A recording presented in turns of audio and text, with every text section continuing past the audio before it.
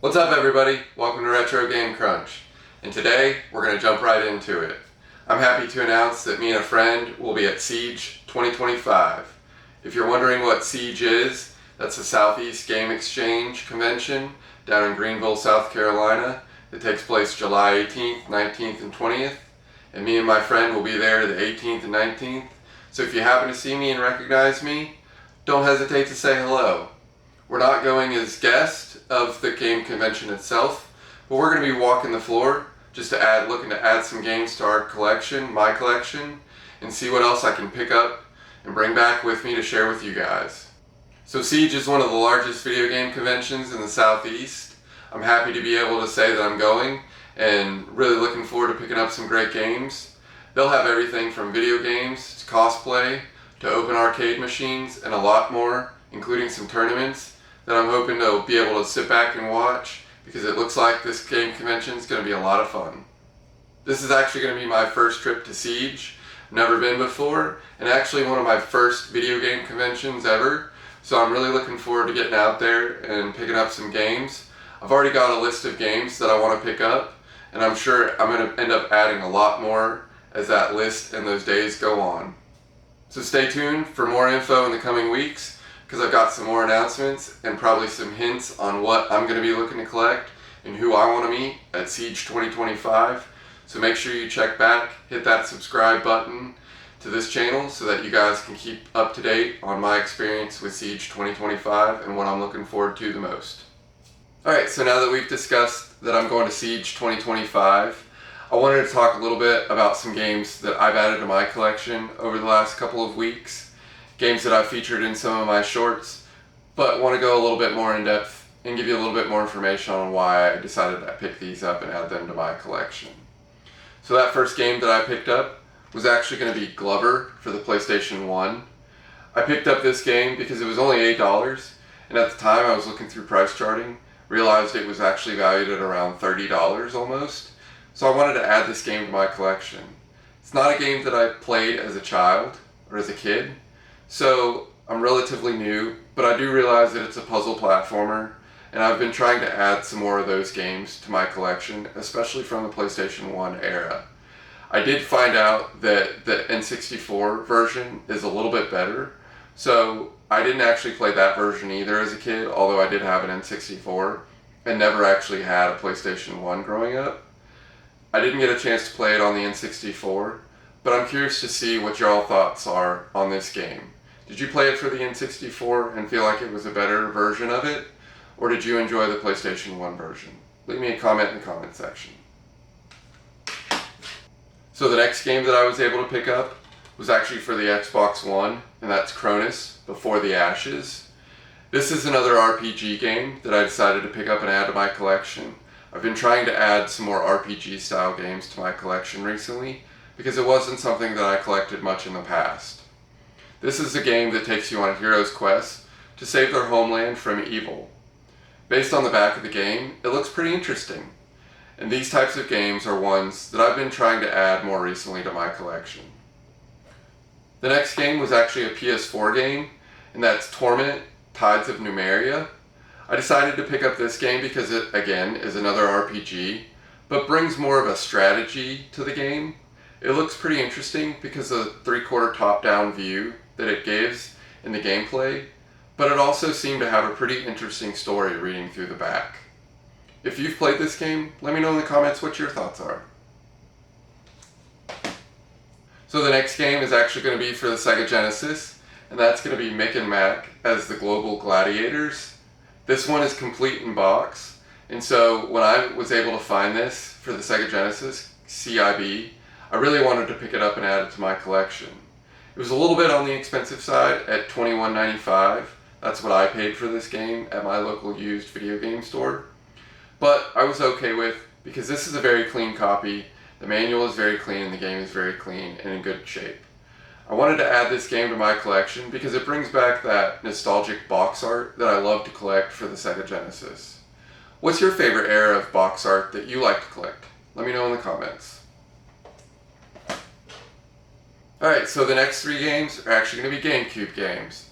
They're games that I don't see a whole lot in my area, and GameCube games tend to be kind of sparse and scarce when I'm out hunting in my local area, so I don't see a whole lot, so therefore when I do see them, I tend to pick them up if they're at a decent price. And the first game that I was able to pick up for the GameCube is one that I'm most excited about, and actually has a remake coming out. If you could guess, it's Tony Hawk's Pro Skater 4 for the GameCube. This is a game that I'm really looking forward to playing. I played the PS2 version of this, and compared to it, I think this one's going to be just as fun. I'm curious to see if the controls are similar in style and usability as the PlayStation version. If you have plans to get the Tony Hawk Pro Skater 3 and 4 remake, let me know in the comments what your thoughts are. Alright, so that next GameCube game that I was able to pick up was actually MX Superfly. I paid $8.95 for this game, so it's on the cheaper end of games. But I remember playing some of these early dirt bike racing games as a kid, and they were a lot of fun to play with a friend.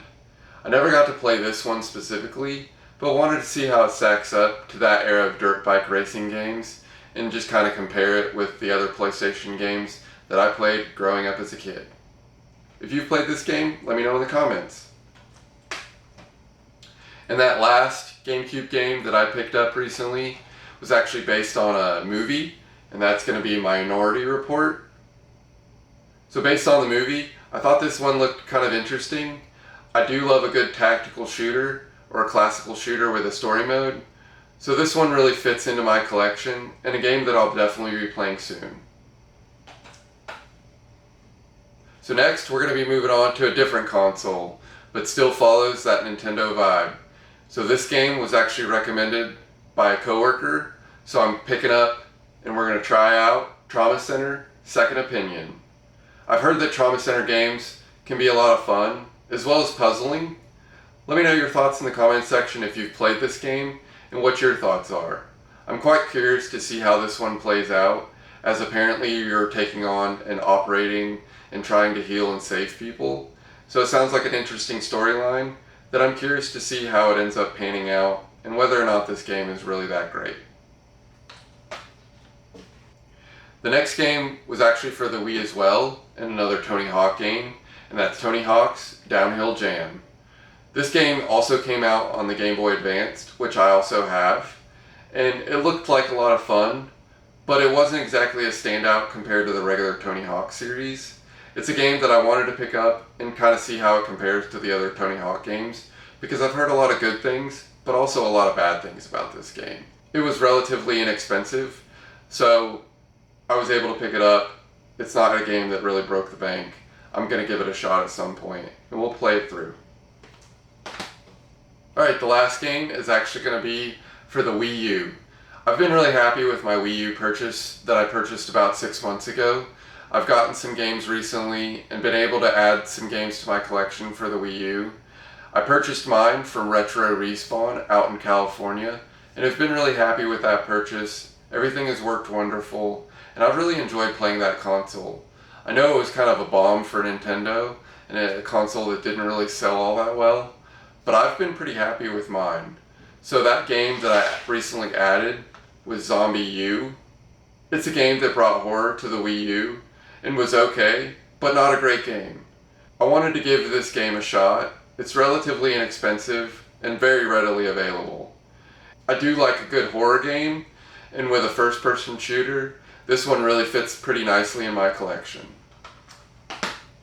Alright guys, so that's what I picked up recently in games that I really wanted to feature in this video in preparation for SEGE 2025. Please, if you haven't hit the subscribe button, hit that subscribe button if you're curious to see what my experience is like at SEGE 2025. I'm going to have another video coming up the week before that outlines a little bit of what I'm looking forward to most at SEGE 2025, as well as a little bit of highlights about what I want to pick up at SEGE 2025. Alright, to wrap up this video, I just want to talk about the 3 games that I'm most curious about playing, and probably the ones that I'm going to jump into first. The first game is going to be Torment, Tides of Numeria for the PS4. Again, great RPG, seems like it has a really great story, got a 3/4 top-down view, so it seems like a very strategy, turn-based game. These are games that I normally don't play, but really I do want to get into. So this is a game that I'm probably going to start with first. The next one is going to be Mick and Mac as the Global Gladiators. Obviously I picked this game up because it's that box art style of era of gaming that I really love and enjoy. The back of it has some screenshots that look very interesting, so I'm really curious to jump in and start playing this one. This is a game that seems to be pretty well liked and loved online, so let me know in the comments what your thoughts are. And obviously, you know what that third game's probably going to be, and that's going to be Tony Hawk's Pro Skater 4. I do want to jump in and try to play this a little bit before the remake comes out, because I do have plans to get the remake and eventually showcase that on the channel. Obviously, it's a great Tony Hawk game. Another game that I just love the style of. I love the music, and I really do enjoy playing these games. I can play these on repeat all day long. So this is a game that I will definitely jump in and try to compare it to the PlayStation 2 as well as the remake. Obviously the graphics probably aren't going to be as good versus the remake version, but I am curious to see how it holds up with the PS2 versus GameCube versions. Alright, so I hope you guys enjoyed this video. I hope it gave you a little bit more insight on the games that I like to collect day in and day out. And I hope you guys are looking forward to, if you have the opportunity to go to SEGE 2025, please stop and say hello to me if you happen to recognize me. If not, I hope that you guys enjoy my experience that I can showcase when I get back. So until next time, happy gaming!